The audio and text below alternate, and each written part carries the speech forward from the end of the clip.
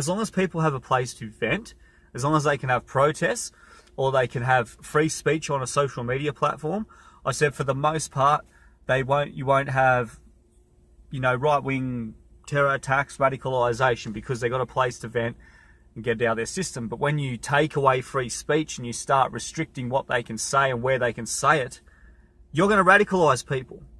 You're going to radicalise people like mad. You're actually creating a monster.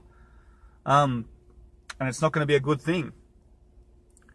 So, by doing all this crap in New Zealand, like removing Jesus from any government opening prayer and replacing it with Muhammad, by doing all these things that you are doing, you're fueling radicalisation.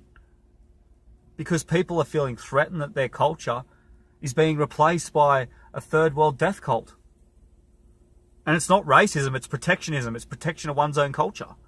I mean, if I ran into Mongolia tomorrow and I had a heap of white Australians with me and they had a suburb, and that suburb had a lot of Mongolian shops, a lot of Mongolian culture, and all of a sudden your government let me and my Aussie people buy out most of the shops and turn them into white Australian shops and start forcing their culture out.